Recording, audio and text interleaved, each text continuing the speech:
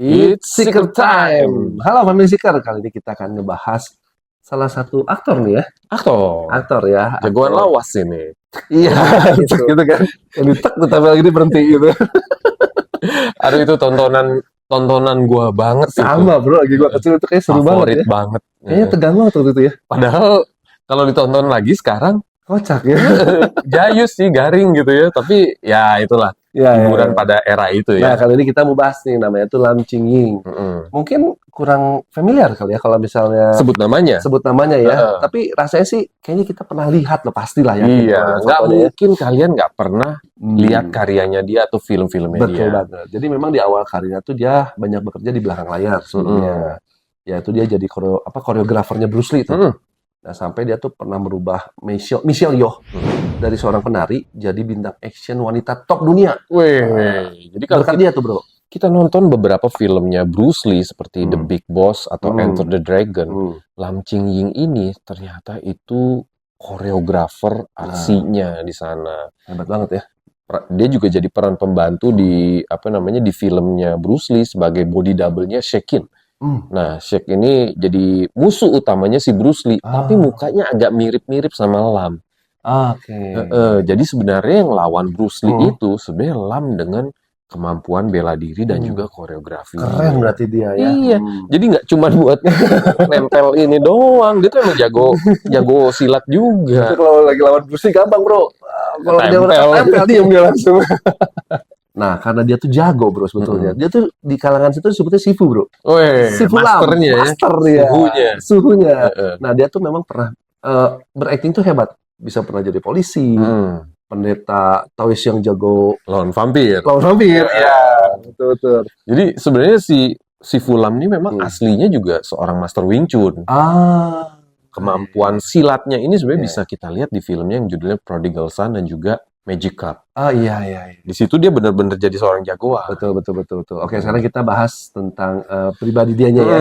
Jadi dia tuh lahir sebagai Lam Gunpo ya namanya. Nama ininya nama KTP-nya gitu.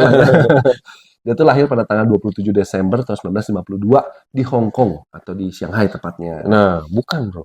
Gimana? Antara di Hong Kong atau di Shanghai. Oh, masih belum ketahuan dia. Dia sebenarnya di Hong Kong atau di Shanghai. Agak kurang jelas ternyata surat lahirnya dia. Soalnya udah tua banget sih, bro. Gue tuh nemu dua info yang berbeda. Ya tapi udahlah. Apapun itu ya mau di Hong Kong, mau di Shanghai, dia lahir. Jadi Lam itu anak ketiga dari 7 bersaudara.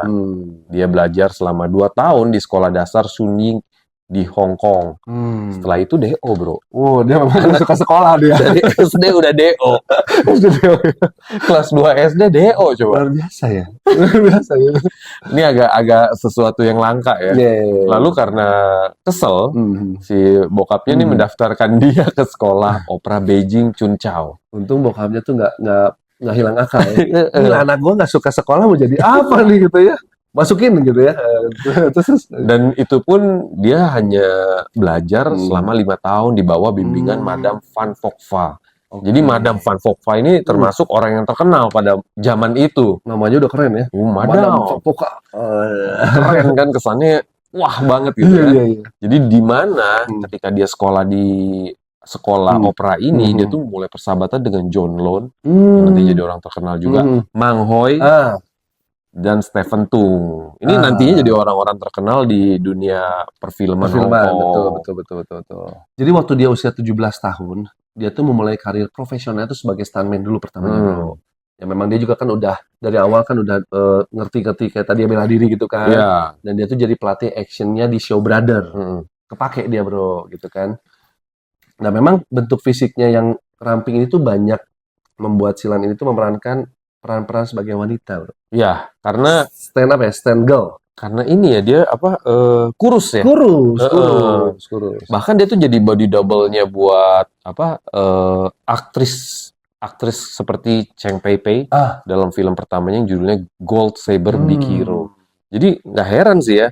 Mungkin kan kalau di film-film silat itu ininya bro, apa namanya, stuntman-nya pasti pakai cowok ya. Betul. Jarang pakai cewek lagi ya. Karena memang waktu apalagi zaman dulu ya. Iya, masih zaman jarang. Gua aja cewek itu jarang, bro. Jadi yang jadi stunt girl itu tuh jarang. Apalagi tahun 70-an. Betul, makanya banyak cowok-cowok yang jadi stunt girl-nya itu tuh jadi cowok Iya, jadi iya. gitu, meranin Apalagi cewek. cowok yang kurus pasti kepake banget. Betul. Ada sebuah cerita lucu nih, Bro. Jadi si Lam ini kan tadi di awal gue udah cerita dia tuh banyak terlibat di beberapa filmnya Bruce Lee. Iya. Ini ternyata ada cerita awalnya nih kenapa dia sampai bisa deket sama Bruce Lee. Gimana tuh? Jadi ceritanya gini nih. Ketika itu nih, waktu itu mereka tuh lagi di sebuah kamar hotel dan lagi ngumpul nih. Si Lam sama si Bruce Lee ini ya? Iya, dan ada beberapa orang lain lah. Ternyata si Lam ini nggak percaya sama rumor kalau Bruce Lee itu sebenarnya kuat. Oh gitu ya? Meragukan nih. Dites nih ya? Iya. Jadi si Lam akhirnya taruh bantal di atas perutnya. Ya. Terus Bruce Lee itu disuruh pukul. Wah, gila. Buat ngebuktiin. Belum tahu dia. Iya. Terus gimana? Pukul sama Bruce Lee. Gitu. Hampir pindah alam doi. Bruce Lee itu kan. Gila lu nantangin Bruce Lee yang bener aja. Iya. Tapi gara-gara ini Bruce Lee itu terkesan banget sama si Lam. Oh. Dia malah jadi suka sama Lam ini. Iya. Ternyata lu kuat nahan pukulan gua. Walaupun dia mau pindah alam juga ya. Sampai akhirnya Bruce Lee itu mempekerjakan Lam Chingjing sebagai asisten pribadinya. Itu ceritanya dia deket ya. Padahal waktu itu usianya Lam itu baru 19 tahun. Oke. Dan dia juga akhirnya kerja sebagai koreografer laganya dan asisten pribadi Bruce Lee di film-filmnya Bruce Lee nih. Kayak di film The Big Boss, Fist of Fury, Enter the Dragon, Way of the Dragon, dan juga Game of Death. Semuanya tuh ya, jadi akhirnya dia terlibat ya. Nah, ada cerita yang unik lagi. Gimana tuh? Jadi di masa mudanya nih memang si Lam ini orangnya nih cukup temperamen. Kelihatan bro, dari kecil aja SD udah drop out ya. Kelihatan tuh bro, kelihatan. Padahal secara tampilan fisik orangnya kurus-kurus gitu ya. Kurus-kurus tapi nyalinya gede. Gitu, Bapaknya dilawan, gue gak mau sekolah bro. Terus dia juga sering berantem tuh ya. Ternyata dia sering terlibat perkelahian memang. Nah, selama pembuatan film The Big Boss, Lam ini pernah ditangkap gara-gara berantem. Berantem beneran ya? Sampai-sampai Bruce Lee harus nebus dia keluar dari penjara. Gila beneran. Ternyata memang walaupun dia dalam sisi pendidikan tuh agak rendah ya. Bukan rendah bro, itu mah udah parah itu ya. Nggak lulus SD gitu kan. Tapi memang Lam ini membuat Bruce Lee tuh terkesan dengan diskusi-diskusi antara mereka tuh yang bisa bahas filosofi tentang masalah bela diri gitu ya. Iya. Cocok berarti mereka nih. Jadi walaupun mereka nggak bisa matematika hitungannya, tapi ngomongin bela diri mah hayu. Iya, intinya Lam ini enak diajak ngobrol menurut Bruce Lee. Dan Bruce Lee ini lihat si Lam sebagai seorang pemuda ini punya kemauan keras. Dan langsung nih Lam ini nggak lama jadi orang favoritnya Bruce Lee untuk di timnya dia. Bahkan Bruce Lee ini sampai nyuruh Raymond Chow untuk menjadikan Lam ini sebagai koreografer action dalam film Enter the Dragon. Oh keren. Raymond Chow coy. Iya Raymond Chow. Ini kan bos ya. Disuruh sama Bruce Lee. Lu pokoknya mah cari sutradara laga harus dia. Iya. Nah ini bro, ini ada cerita fun fact juga nih bro. Jadi ternyata si Lam ini tuh temannya si Sammo Hung. Iya, walaupun nyambung dia, walaupun memang bukan bukan dari sekolah yang sama, gitu. Memang sekolah yang berbeda tuh ternyata mereka tuh berteman bro sama Sammo Hung. Bahkan waktu pas Lam masuk penjara tuh, Sammo Hung tuh ikut nemenin dia di penjara. Sampai keluar kali ya. Sampai keluar gitu kan. Ya mungkin kayak gue tengokin lah, gue samperin nih. Iya, gitu kan. Jadi memang mereka tuh ternyata deket gitu loh. Biasa kan kalau berantem gitu di penjaranya nggak waktu lama ya. Iya. Dan si Lam ini ternyata tuh dia jadi anggota intinya dari Hungkarpan. Hungkarban. Itu ejaan lainnya ya. Hungkarban ini tim koreografer aksi legendarisnya punya si Sammo Hung. Dan juga ini tim stuntman-nya juga. Jadi sekitar pertengahan 1970-an, Lam ini akhirnya pindah dari Shaw Brothers ke Golden Harvest. Biar bisa kerjasama bareng Sammo Hung. Dan dia tuh jadi stuntman di situ ya di Golden Harvest ya. Terus jadi aktor juga di banyak film-film terbaiknya mereka di periode itu. Termasuk filmnya Sammo Hung yang judulnya Enter the Fat Dragon, Warriors 2, dan juga Magnificent Butcher. Wah, jadi mereka juga terlibat langsung sama si Sammo Hung ya. Dan mereka ini ternyata collab udah lama, dan collab ini selalu menghasilkan karya-karya yang keren. Betul. Kita udah bawain Sammo Hung. Udah dong. Cek aja di sini ya. Nah, di tahun 1981 itu adalah tahun perdana Hong Kong Film Award loh. Jadi pertama kali ya ada award itu di tahun 1981. Dan hanya setahun kemudian, yaitu tahun 1982-nya, Lam Ching-yin ini memenangkan debut untuk action director. Yang tadi gue bilang kan, jadi sutradara laga tuh. Pada The Prodigal Son. Bareng Sammo Hung juga tuh. Iya. Dan ternyata di situ juga ada Yuan Piao dan juga ada Billy Chen Wui. Prodigal Son ini ternyata meraih nominasi film terbaik. Nggak sedikit, banyak karena karya grupnya si Hung Karman itu. Keren berarti ya. Jadi mereka memang solid nih. Betul. Jadi memang walaupun di sekolahnya dia tidak berprestasi, tapi di karir filmnya dia berprestasi sampai jadi dapat penghargaan ya. Oke. Tahun berikutnya memang tim yang sama dinominasikan untuk penghargaan Best Action lainnya. Best Action lagi ya. Iya, untuk karya mereka di Dead and the Deadly. Tetapi mereka tuh kalah dari film Winners and Sinners. Tapi ternyata di dalam tim koreografernya si Winners dan Sinners itu di dalamnya ada Lam Ching-yin. Ternyata memang ada dia juga. Ada Yuan Piao juga. Iya benar. Timnya mereka juga. Ya, bisa dibilang dia bisa ya 1-2 sama dia juga gitu kan. Karir aktingnya si Lam ini berlanjut nih dengan berbagai peran lainnya nih. Oh yang tadi gue bilang ya. Iya. Jadi polisi, vampir. Nah sekarang jadi penjahat gila. Tapi jadi jagoan juga sekarang. Sampai jadi orang culun bro. Tentara tuh dia perannya tuh, tentara culun ya. Tentara culun. Bahkan peran dia sebagai seorang penarik beca. Penarik beca aja. Itu jadi sebuah apa ya? Cult ya. Orang ingat terus gitu.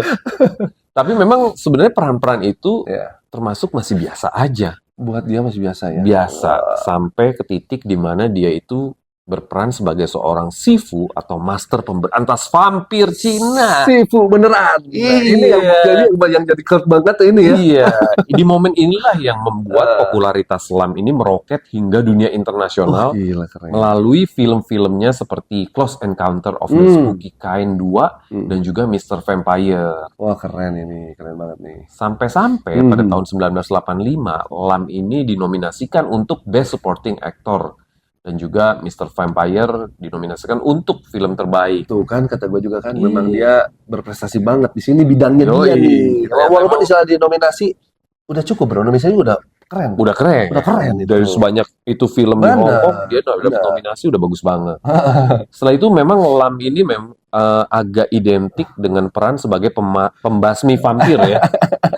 Jadi orang ingetnya akan perannya itu gitu kan. Benar. Dia muncul banyak film di banyak film yang berhubungan sama vampir. Bahkan serial TV di mana dia berperan sebagai seorang Sifu itu juga nggak jauh-jauh dari nuansa film vampir. Judulnya tuh Vampire Buster. Oh, kalau di baratnya ada bro, Ghostbuster. Iya. Ini Vampire Buster ya. Jadi memang dia tuh dapat peran ini dan berlanjut terus. Sampai-sampai dia kesulitan dapat peran yang lainnya berbeda karena udah terlalu ikonik banget ya. Iya. Tapi ada tapinya. Walaupun dia cuman mainnya jadi itu terus, para penonton suka bro. Menikmati film-filmnya Lam. Nggak masalah, yang penting mah penonton suka ya. Iya, kan? Intinya itu. Nah bro kan tadi kan kita udah bahas tentang masalah karirnya nih ya. Sampai go internasional tuh keren ya. Karir pribadinya gimana? Kehidupan pribadinya gimana nih? Jadi tahun 1985 nih termasuk tahun yang baik nih buat Lam Ching-yin ya. Selain kesuksesan besarnya dengan Mr. Vampire, karir teaternya berkembang. Dia dan istrinya Cheng Bingbing itu memiliki anak pertama. Berarti dia sudah menikah dan sudah punya anak ya. Dan juga nggak lama dia punya anak yang kedua namanya Lam Kayu. Tapi anak pertamanya tadi namanya Lam Siknga. Yang pertama Lam Siknga, yang kedua Lam Kayu. Dan ternyata anak-anaknya ini ternyata ngefans banget sama bokapnya atas karya-karya film bokapnya ini. Sampai katanya tuh mereka tuh mengoleksi semua film-film bokapnya ya. Bener. Namun sayangnya pernikahannya si Lam sama Cheng Bingbing ini nggak lama bro. Mereka tuh nikah sebenarnya di tahun 83, tapi harus berpisah di tahun 88. Berarti 5 tahun aja tuh usia pernikahannya ya. Aduh sayang banget ya.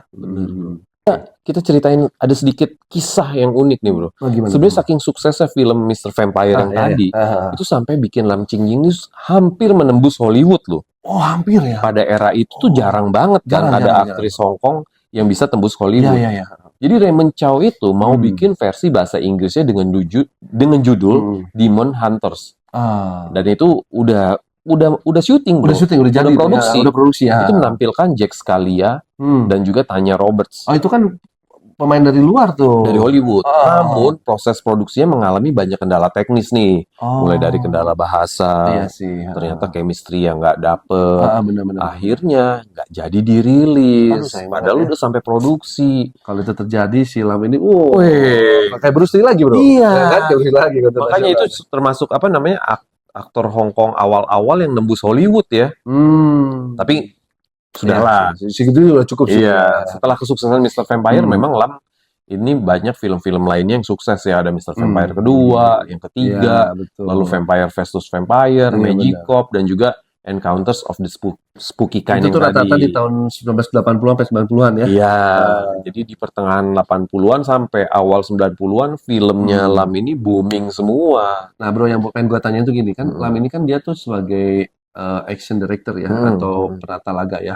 Nah, dia tuh istilahnya jadi karirnya tuh jadi sutradara selanjutnya nggak gitu maksudnya? Atau dia naik levelnya nih. Bikin film gitu lah. Dan memang akhirnya pada tahun 1989 itu Lam menyutradarai film pertamanya yang judulnya Vampire vs. Vampire. Oh, full nih ya, dia sutradara full nih ya. Jadi film ini memang ya lagi-lagi dia berperan sebagai pendeta atau master Tao itu. Iya.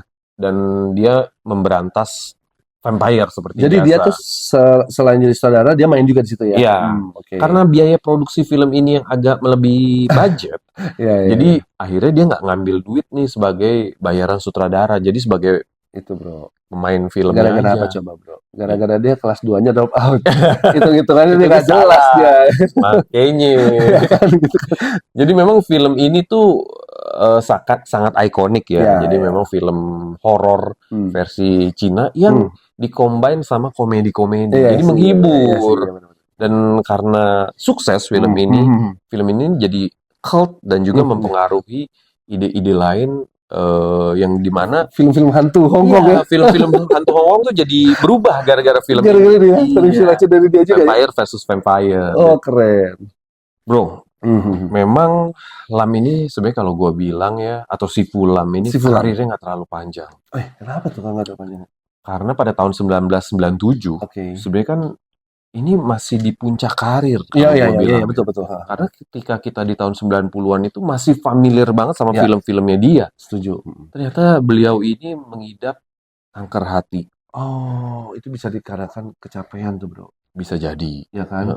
Dan ternyata karena dia sakit, dia tuh sampai minta keluarganya tuh untuk nggak mengungkapkan penyakitnya ini kepada publik untuk menghindari simpati dari orang lain. Pantesan nggak ada berita apapun tentang dia kan. Dia tiba-tiba hilang aja kan. Nah itu masalahnya kan. Dan pada era 90-an itu kan media nggak kayak sekarang ya. Iya. Jadi kita sempat bertanya-tanya kemana nih si Lam. Betul, gitu kan. Dia tiba-tiba menghilang dari mata publik gitu kan. Iya, dia menghilang dan juga mencari isolasi. Karena dia waktu itu pakai perawatan herbal. Namun penyakitnya ini ternyata semakin memburuk. Sampai-sampai dia tuh nggak mau dilihat sama orang-orang terdekatnya dan juga keluarganya. Ya berarti dari situ dia pengen ngasih lihat kalau dia nggak mau dikasihani. Ya itu yang tadi lu bilang. Iya. Itu keren juga sih kalau kata gue sih. Pada awal Oktober akhirnya nih memang si Lamnya udah menyerah sama penyakitnya ternyata, bro. Dia akhirnya pindah ke rumah saudaranya dan sampai ke titik di mana dia mengalami koma di awal November. Waduh. Berarti cukup parah juga ya si penyakitnya dia ya.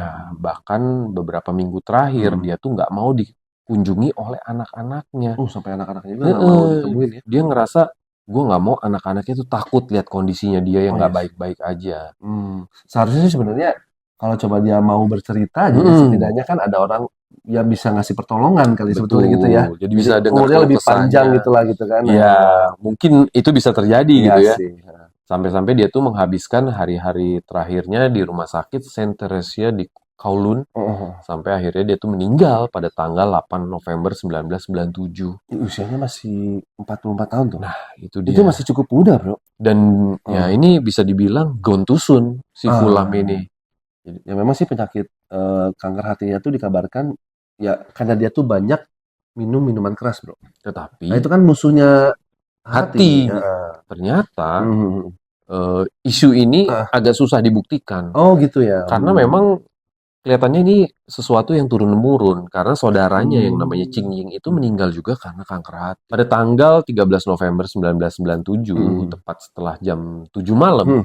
itu 50 biarawan Buddha tuh bikin upacara Hmm. doa selama 3 jam Hmm. untuk menghormati keberangkatan Lam Qing Ying dari dunia ini. Kalau Aduh, istilahnya luar mereka biasa. ya. Iya, iya, benar-benar. Jadi ini upacaranya nih agak serius Iya, karena iya, iya. mengingat perannya dia sebagai sering jadi Iya, seorang iya, pendeta iya Taois sih. ini kan. Dan memang keluarganya datang ya, Ya, mantan istrinya juga datang ya. dan teman-teman dekatnya juga hadir. Hmm. Bahkan Hmm. Jackie Chan juga hadir Oh, Jackie nih. Chan hadir ya. Jadi banyak orang-orang besar yang hadir di sini. Ya mereka sih merasa sangat kehilangan ya, gitu ya. Si Lam ini kan memang dikremasi ya.